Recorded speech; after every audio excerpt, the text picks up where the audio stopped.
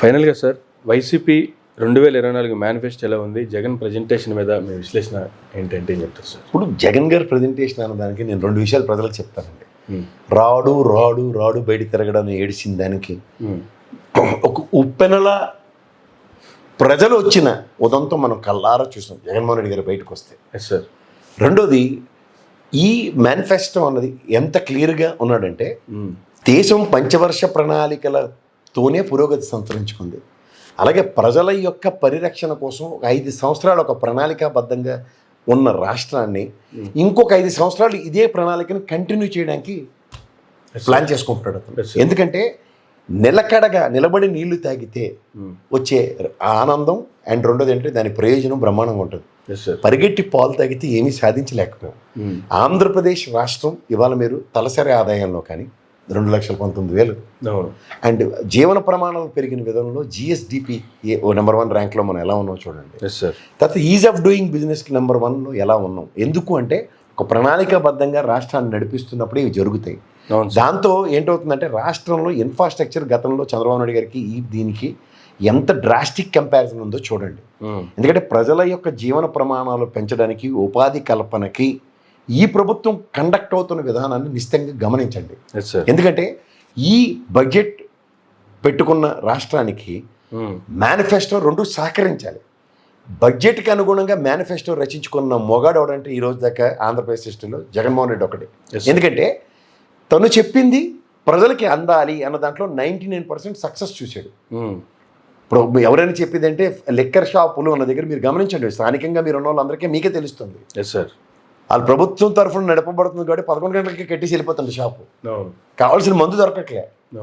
దీన్ని ఒక విధంగా నియంత్రిస్తున్నాడు. అలా భరతాన్ని నేను సినిమాలో చూడండి, ట్రాఫిక్ ఛానల్ ఎక్కువైపోయిన అపోజిషన్ పార్టీ ఎడిస్తాడు, ఏం చెప్పాడు? ప్రాణం ఉంటే చాడు ఎలా బతుకుతాడు. అదే లాజిక్ని వాడుతున్నాడు అతను. ఇప్పుడు నేను తాగుతాను, మీరు తాగరు సార్, నాకు కష్టం నాకని మీకెందుకు కష్టం? అంతే కదా. తాగని వాళ్ళకి ఎందుకు బాధ? ఎవడైతే తాగుతున్నాడో వాడు పెనాల్టీ క్లాస్తో కడుతున్నాడు, వాడిని చూసుకోమంటున్నాడు. సో అది ప్రభుత్వం ఒక డిఫరెంట్ యార్డ్ స్టిక్ తీసుకుని దాని ప్రకారం వెళ్తుంది. ఇది గమనించి మనకి ఏంటి కావాలో అది చూసుకోండి. ఇప్పుడు నిజంగా సచివాలయం అన్నది వైజాగ్ తరలిస్తాడా లేకపోతే ఎక్కడ తరలిస్తాడా, that is not our business. ఎందుకు కాదు అంటే పని సౌలభ్యం. ఇప్పుడు ఉత్తరాంధ్ర వెనుకబాటుతనం నేను మీరు పుట్టక మునుపు నుంచి మా వంగపాండు గారు, మహానుభావుడు శ్రీశ్రీ గారు ఎప్పటి నుంచో రచనల మీద రచనలు రాసి చెప్తూనే ఉన్నారు. కానీ ఆ వెనుకబాటుతనాన్ని నిర్మూలించడానికి ఒక ప్రభుత్వం ఏం చేస్తుంది అన్న దగ్గర అతని ఆధ్వర్యంలో అతని పర్యవేక్షణలో వెనుకబాటుతనం ఉన్నదాన్ని రూపుమాపడానికి ఒక ప్రయత్నం చేస్తున్నాడు. గతంలో చూడండి, నేను తాడేపల్లి భవనంలో ఇల్లు కట్టుకుంటాను, నేను అక్కడి నుంచి పరిపాలిస్తున్నాడు. 5 ఏళ్ళు అదే చేసి చూపించాడు కదా ఆయన. అవకాశం తీసుకునేవ్వండి అతన్ని. ఎందుకంటే అవకాశం తీసుకున్నవాడు సద్వినియోగపరుస్తున్నాడు, దుర్వినియోగపరుస్తున్నాడు మాకు 5 సంవత్సరాలు బట్టి మనం చూస్తున్నాం. చెప్పి చేస్తున్నాడు. ఇప్పుడు గతంలో బెదరగొట్టారు అందరూ, మేనిఫెస్టోలో పెట్టగలవా 3 రాజధానులు, ఇక్కడ ఉంటాను అక్కడ ఉంటాను. ఆయన మొగాళ్ళే చెప్పాడు, నా ప్రమాణ స్వీకారం విశాఖపట్నంలో, నా పరిపాలన ఎక్కడి నుంచి జరుగుతుందని. That's it. మేనిఫెస్టోలో కూడా అదే చెప్పారు మళ్ళీ. సో అంచేత అతను ఏం చెప్తున్నాడో అది చేసి చూపిస్తున్నాడు. ఏం చేయబోతున్నాడో మనం తెలుసుకొని ఒక్కసారి కళ్ళు మూసుకొని ప్రశాంతంగా ఆలోచిస్తే సచివాలయం హైదరాబాదులో ఉన్న దగ్గర శ్రీకాకుళంలో వాడికి ఎంత ఇబ్బంది ఉందో, శ్రీకాకుళంలో ఉన్న గ్రామాల అన్నిటికీ సచివాలయ వ్యవస్థను 2,200 మంది ప్రజలకు కట్టిన తర్వాత వాడికి నిజంగా సచివాలయంతో ఏం పని ఉందో ఆ పనులు అక్కడ జరుగుతున్నప్పుడు ఇంక దేనికి ఆలోచిస్తున్నారు మీరు చెప్పండి. అంతేగా. అలా ప్రతి విషయంలోనూ అతను ఒక ప్రక్షాళించి ప్రజలకు ఏం కావాలో అవి చేస్తున్నప్పుడు మిగిలినవి ఆయనకంటూ కొన్ని డిస్క్రిప్షన్స్ ఉంటాయి. ఉన్నట్టు నేను కేసీఆర్ గారు ఇక్కడ కూర్చుని ఫామ్ హౌస్లో కూర్చుని పరిపాలించి సెక్రటరియట్ కూలగొడితే కూడా మనందరం మూసుకొని కూర్చున్నాం కదా.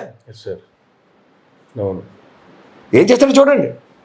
ఈ సచివాలయం కట్టినంత మాత్రం ఎవరు కొత్త రిక్రూట్మెంట్ ఏం లేదు, ఇక్కడి నుంచి అడబోయే పనులు చేయడమే కదా వాళ్ళు. అంతేగా. అంతే. ఇందులో ఎంతమంది మిగులుతారో నెక్స్ట్ ఇయర్కి? కొత్త రిక్రూట్మెంట్లు ఏం జరగట్లేదు కదా. Yes sir. అంతే. కానీ గతంలో జరిగిన అభివృద్ధికి సంబంధించి కావచ్చు, జగన్మోహన్ రెడ్డి గారి పాలనలో 5 సంవత్సరాలు జరిగిన అభివృద్ధికి సంబంధించి కావచ్చు, ఆయన డిస్ప్లే వేసి కూడా చాలా పవర్ పాయింట్ ప్రజెంటేషన్ కూడా చాలా ఎక్సలెంట్గా చేసినట్టు అనిపించింది. ఆబ్వియస్గా బయటకు వచ్చి ప్రెస్ మీట్ పెట్టంటే 2 గంటల పాటు నీకు దొండారం బాబు ఇన్ని చెప్తే మా వల్ల కాదు, ఒకేసారి దండం పెట్టే పరిస్థితి తీసుకొచ్చాడు. రిలేటెడ్ ప్రతిసారి ఎగేసుకొని పొగేసుకొని మాట్లాడడం అలవాటు అయిపోయి పొగేసుకోకుండా ఎగేసి పని చేసినాడు ధైర్యంగా ఇది నేను చేశానని చెప్తున్నాడు. ఎవరికి? ప్రజలకు చెప్తున్నాడు.